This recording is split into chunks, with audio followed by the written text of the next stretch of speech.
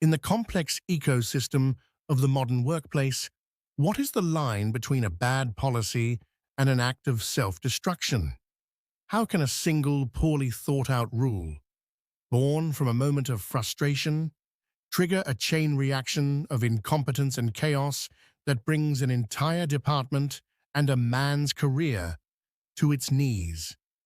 It's a place of quiet desperation for some, and a theater of the absurd for others. A place where the smallest spark of mismanagement can ignite a raging inferno. In today's case file from the Moral Maze, we examine the story of a manager named Richard. He was a man driven by the cold, hard numbers on a spreadsheet, so obsessed with his own distorted vision of individual productivity that he made a fatal error. He banned the one thing that holds any team together, the simple human act of helping each other. What followed was not just a failure. It was a masterclass in malicious compliance, a slow-motion corporate catastrophe, and a psychological breakdown of truly epic proportions, all narrated by an employee who had a front-row seat. The evidence is before you. The motives will be revealed. Now, it is up to you to be the judge.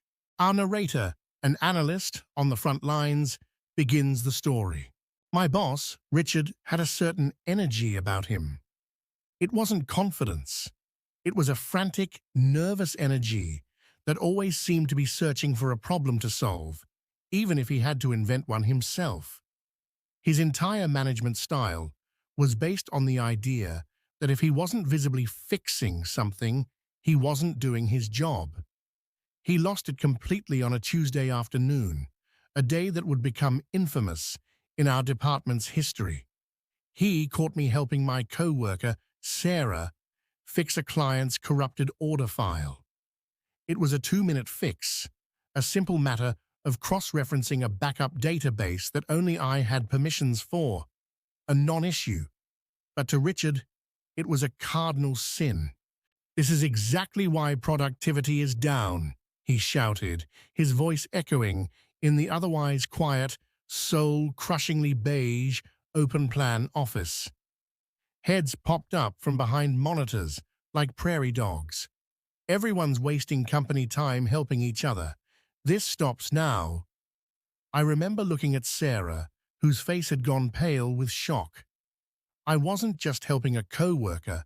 I was saving a major client account from a catastrophic failure that would have cost us thousands. But Richard didn't see that.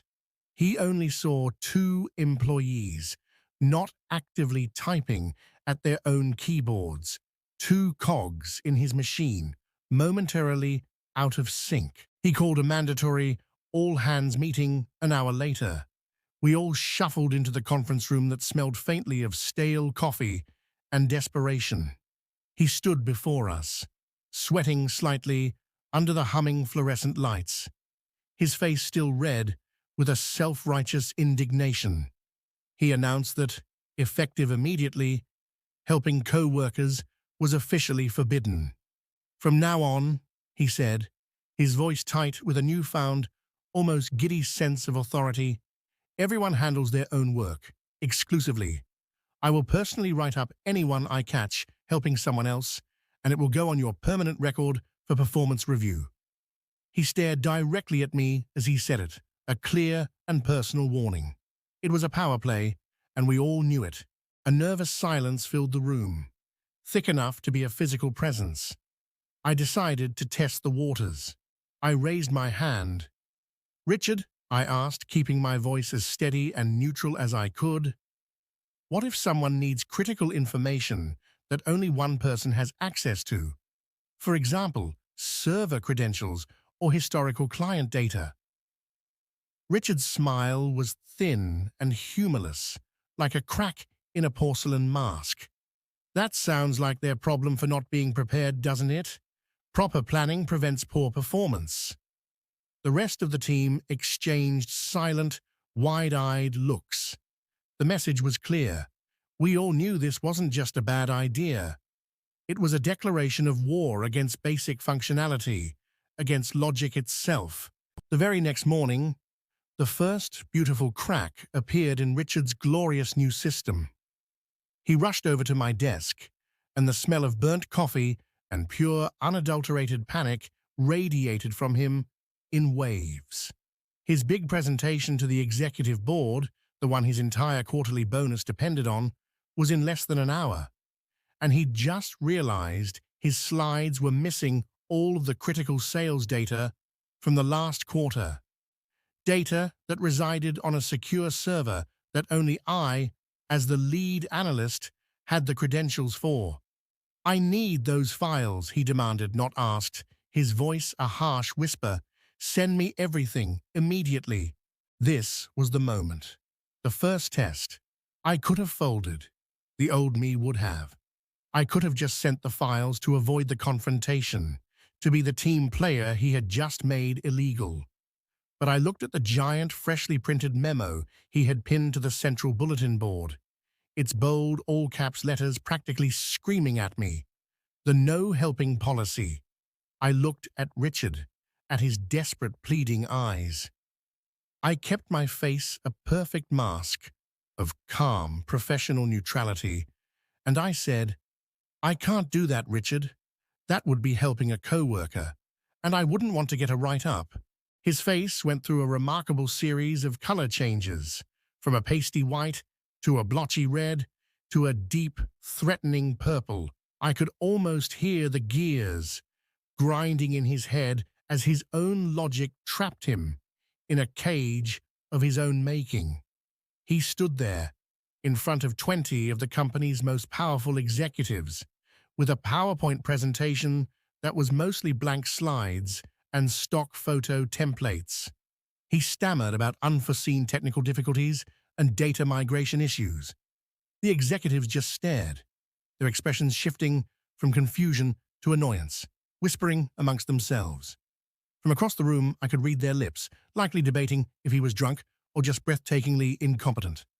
That single spectacular failure meant the executives, now deeply and personally concerned about the department's stability, wanted daily productivity updates from him. Updates he had absolutely no idea how to pull from the system himself. He'd always made one of us do it for him. When he later sent a frantic email asking for the steps to run the report, we all just replied with a screenshot of his memo. So he spent 12 hours, an entire workday, and a miserable, lonely, caffeine-fueled late night, trying to reverse engineer Excel formulas and SQL queries that any one of us could have shown him in 5 minutes. The report he finally sent the executives at 3 a.m. was a masterpiece of surrealist nonsense. It was filled with corrupted garbage data. The final chart, the one he was so proud of, showed that our department had somehow sold negative 700 products in a month. The board began to seriously question if he understood basic mathematics. The first domino has fallen. The team is not rebelling. They are complying with the new rule with absolute, perfect, and devastating precision. And their perfect compliance is causing chaos. Before we explore the cascading failures that follow this initial disaster, as Richard's perfect system continues to unravel around him, it is time for your judgment call. Is the team's malicious compliance a justified response to a terrible manager? Or are they now equally responsible for the damage being done to the company? Is this justice, or is it sabotage? Cast your verdict. The case continues. Richard's response to his own public failure was not humility. It was to double down, to prove that he was an island, that he didn't need anyone. His decisions became more and more erratic. He fired his own administrative assistant, a sweet woman named Brenda, who had been with the company for 15 years, in front of everyone. He shouted that she was a symptom of the collaboration disease, because he saw her help someone find the right paper for the printer. Within 2 days of her departure, he was drowning in a sea of his own incompetence. He didn't know his own passwords to critical systems. He couldn't find any of his own files because Brenda had always organized them. He had no idea what his meeting schedule was.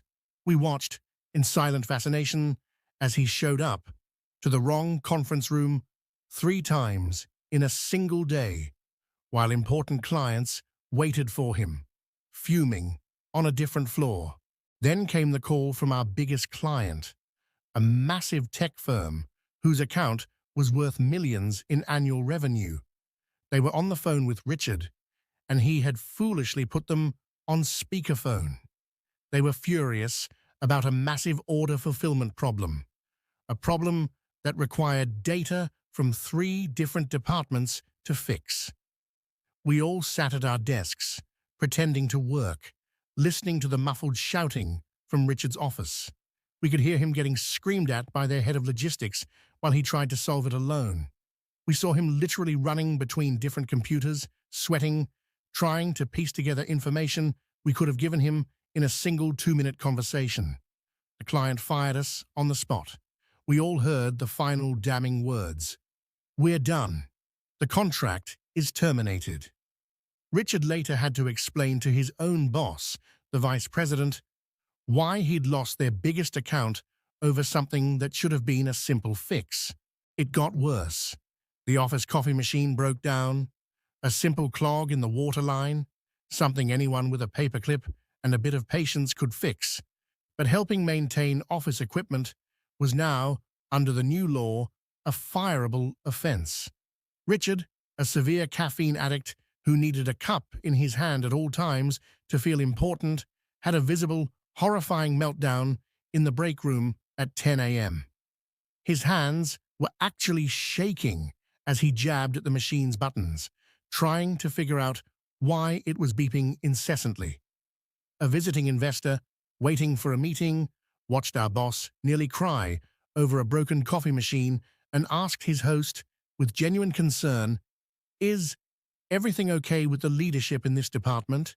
The final straw, the moment that broke him physically, came when Richard threw out his back-moving boxes of printer paper. The mailroom staff, diligently following his policy to the letter, had politely refused to help him carry them from the loading dock to his office. He literally couldn't stand up straight, but he still had to give a presentation to another group of investors.